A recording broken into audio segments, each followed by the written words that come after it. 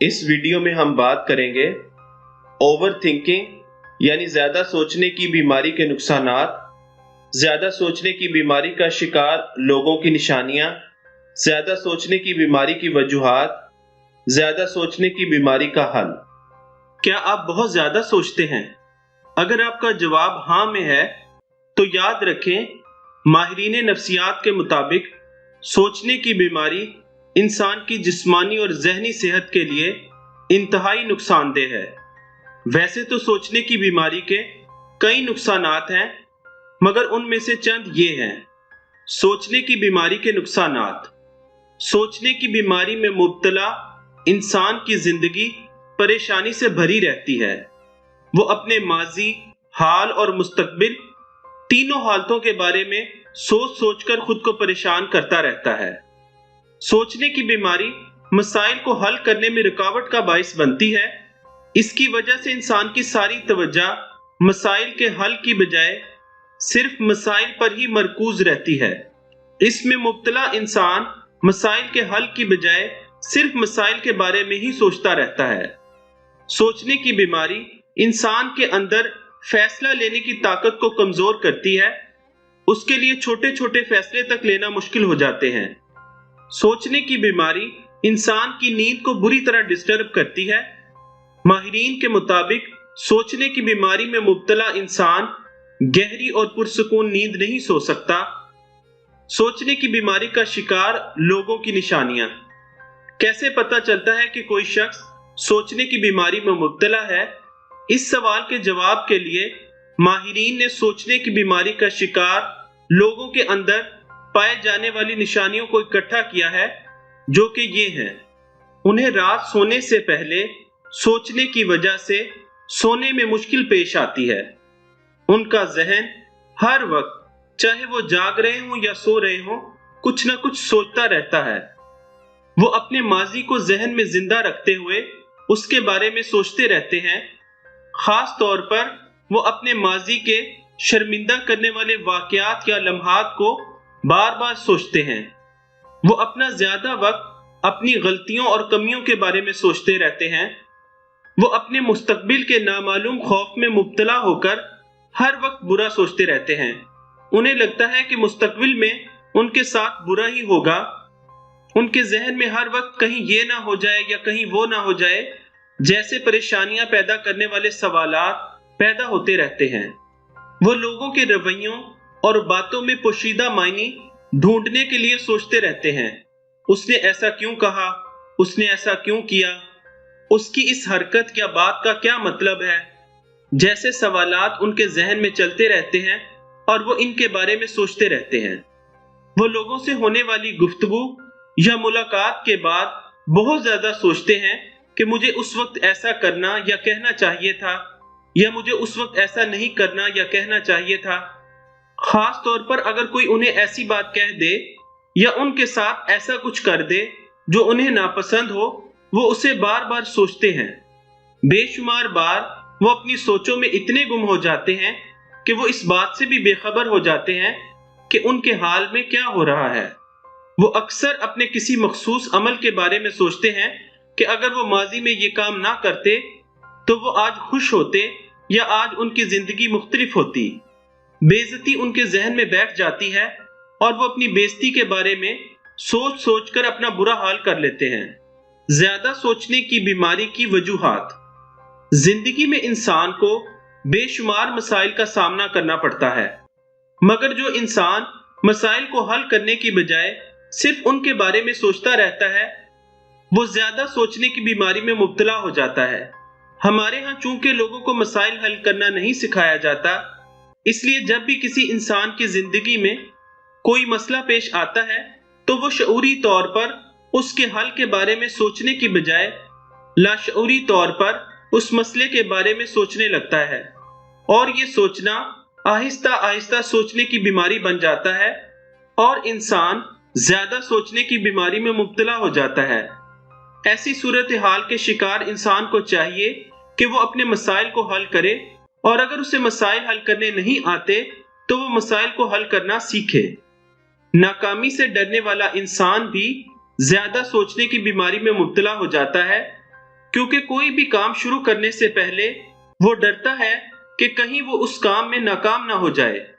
وہ اپنے کام اور پھر کام کے بعد ناکامی اور پھر ناکامی کے بعد ہونے والی بے عزتی کے بارے میں سوچ سوچ کر زیادہ سوچنے کی بیماری میں مبتلا ہو جاتا ہے۔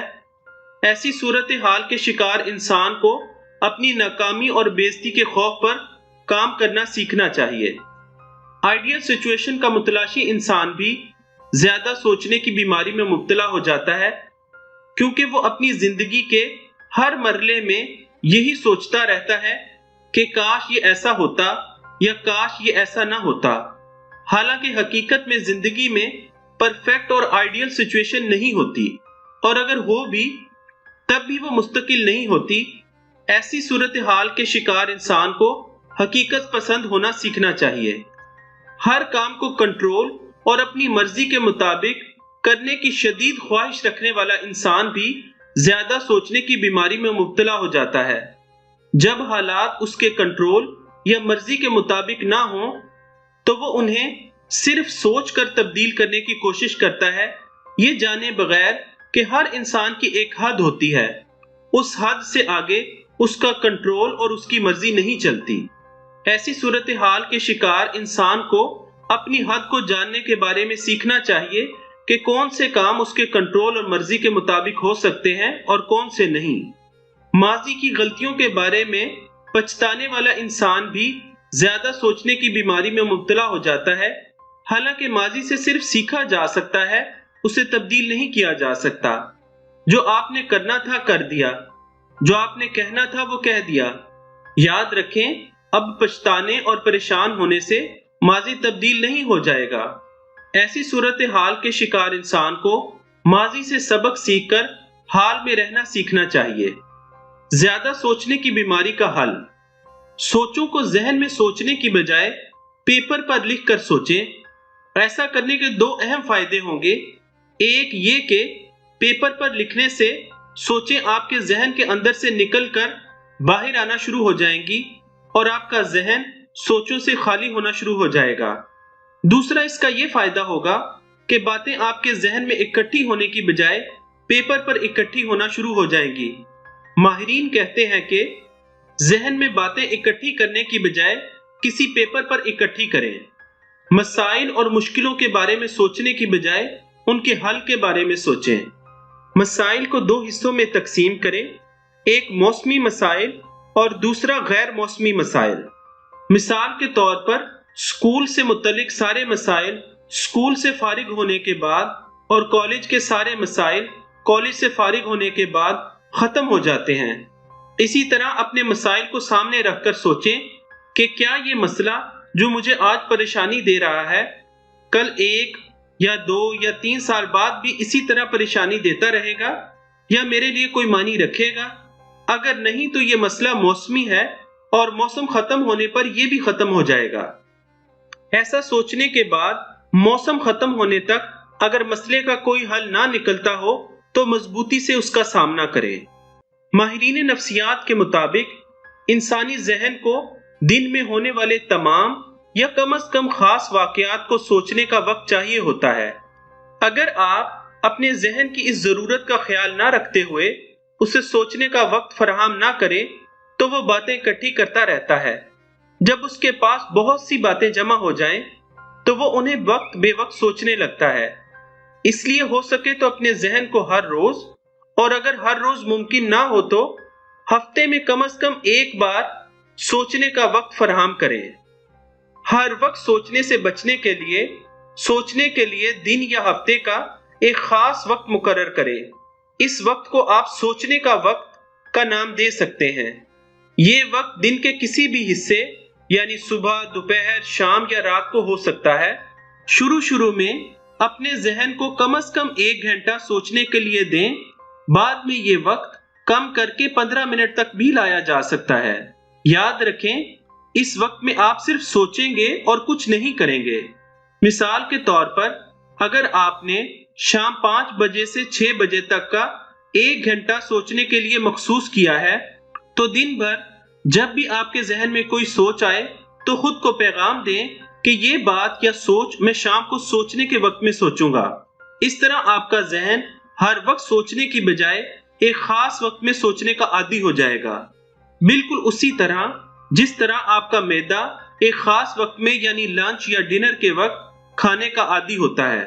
اگر آپ کو دن کے کسی حصے میں بھی بھوک لگتی ہے تو آپ خود کو پیغام دیتے ہیں کہ ابھی کچھ دیر بعد لنچ کا وقت ہوگا تو میں کھانا کھا لوں گا۔ بستر پر لیٹ کر سوچنے کی بجائے ہمیشہ بیٹھ کر سوچیں۔ یاد رکھیں، جو لوگ بستر پر لیٹ کر سوچتے ہیں ان کی نیند اکثر ڈسٹرب رہتی ہے۔ اپنی سوچوں کا دھیان رکھتے ہوئے شعوری طور پر کوشش کریں کہ آپ کسی ایک بات کو بار بار اور زیادہ دیر تک نہ سوچیں۔ اگر آپ کا ذہن لاشعوری طور پر کسی ایک بات کو سوچنے کے لیے پکڑ لے تو شعوری کوشش سے اپنے ذہن سے وہ بات چھین لیں اور اسے سوچنے کے لیے اس کی مرضی کی بجائے اپنی مرضی کی بات پکڑا دیں۔ یاد رکھیں، دنیا میں ہر انسان میں کوئی نہ کوئی کمی ضرور ہوتی ہے اور اس سے غلطیاں بھی ہوتی رہتی ہیں۔ اس لیے اپنی کمیوں اور غلطیوں کے بارے میں سوچنے کی بجائے اپنے اندر موجود خوبیوں اور اپنی کامیابیوں کے بارے میں سوچیں۔ لوگوں کے رویوں اور باتوں میں پوشیدہ معنی تلاش نہ کریں۔ اگر کوئی آپ کو کچھ ایسا کہے یا آپ کے ساتھ کچھ ایسا کر دے جو آپ کو برا لگے تو اس کے بارے میں سوچ سوچ کر اپنی ذہنی صحت خراب نہ کریں۔ دوسرے شخص نے آپ کے ساتھ جو برا کرنا تھا وہ کر دیا، اب آپ اس کی برائی کو سوچ سوچ کر اپنے ساتھ خود برا نہ کریں۔ لوگوں سے گفتگو اور ملاقات کے بعد ان کی باتوں یا ملاقات کو اپنے سر پر سوار نہ ہونے دیں۔ حال میں رہیں۔ اگر آپ کا ذہن لاشعوری طور پر ماضی کے ملال یا مستقبل کے خوف میں چلا جائے یا جانے کی کوشش کرے تو اسے شعوری کوشش سے حال میں لائیں۔ اپنی زندگی پر کام کریں۔ دیکھنے میں آیا ہے کہ زیادہ تر بے مقصد اور بیکار زندگی گزارنے والے انسان زیادہ سوچنے کی بیماری میں مبتلا ہوتے ہیں۔ اس لیے آپ اپنی بے مقصد زندگی کو بامقصد زندگی میں تبدیل کریں، کیونکہ بامقصد زندگی گزارنے والے انسان کا ذہن خود ہی بے مقصد، بیکار اور بے معنی باتوں اور حرکتوں کو سوچنا پسند ہی نہیں کرتا۔ اپنی شخصیت پر کام کریں۔ بہت سے لوگ اپنی پوری شخصیت پر کام کر کے اسے بہتر بنانے کی بجائے اپنی شخصیت کے کسی ایک پہلو کو پکڑ کر اسے ٹھیک کرنے کی کوشش کرتے ہیں، جس کی وجہ سے انہیں مشکل کا سامنا کرنا پڑتا ہے۔ آپ ایسا نہ کریں۔ زیادہ سوچنے کی بیماری سے متعلق سوالات۔ سوال: عام سوچنے اور زیادہ سوچنے کی بیماری میں کیا فرق ہے؟ جواب: عام سوچنے سے انسان کی زندگی پر کوئی برا اثر نہیں پڑتا، جبکہ زیادہ سوچنے کی بیماری انسانی زندگی کو بری طرح متاثر کرتی ہے۔ اس کی وجہ سے انسان پریشان رہتا ہے۔ یہاں یہ بات بھی یاد رکھیں کہ سوچنا برا نہیں ہے، بہت زیادہ سوچنا انسانی صحت کے لیے برا ہے۔ سوچنے کی بیماری میں انسان نہ صرف وہ سوچتا ہے جسے سوچ کر اسے اذیت ہوتی ہے، بلکہ وہ ایسی باتوں کے بارے میں بھی سوچتا رہتا ہے جن کا حل اس کے اپنے اختیار میں نہیں ہوتا۔ سوال: زیادہ سوچنے کی بیماری اور بامقصد غور و فکر میں کیا فرق ہے؟ جواب: زیادہ سوچنے کی بیماری بامقصد غور و فکر سے مختلف ہوتی ہے۔ بامقصد غور و فکر میں انسان اپنے مسائل کو حل کرنے کے لیے شعوری طور پر وقت نکال کر حل کے بارے میں سوچتا ہے، جبکہ زیادہ سوچنے کی بیماری میں مبتلا انسان صرف مسائل کے بارے میں ہی سوچتا رہتا ہے۔ سوال: زیادہ سوچنے کی بیماری اور تزکیہ نفس میں کیا فرق ہے؟ جواب: یاد رکھیں کہ زیادہ سوچنے کی بیماری میں انسان بیکار سوچیں سوچتا ہے، جبکہ سیلف انالیسس یعنی اپنی ذات کو جاننے اور بہتر بنانے کے لیے انسان شعوری طور پر وقت نکال کر اپنے اندر جھانکتا ہے۔ اپنے اندر جھانکنے سے انسان کو پتہ چلتا ہے کہ اس کے اندر کیا چل رہا ہے، اس کے اندر کون سی دیمک ہے جو اسے اندر ہی اندر چاٹ کر کھوکھلا کر رہی ہے، اس کے اندر کون کون سے خزانے پڑے ہیں جنہیں استعمال کر کے وہ ایک کامیاب انسان بن سکتا ہے، اس کے اندر وہ کون سی رکاوٹیں ہیں جو اسے کامیاب ہونے سے روک رہی ہیں۔ نوٹ: اگر آپ کے پاس زیادہ سوچنے کی بیماری سے متعلق کوئی سوال ہے تو آپ اسے کمنٹ سیکشن میں پوچھ سکتے ہیں۔ میں اس موضوع سے متعلق بننے والی دوسری ویڈیو میں آپ کے پوچھے جانے والے تمام سوالات کے جوابات دینے کی پوری کوشش کروں گا۔ آپ کا ماہر نفسیات صابر چودھری۔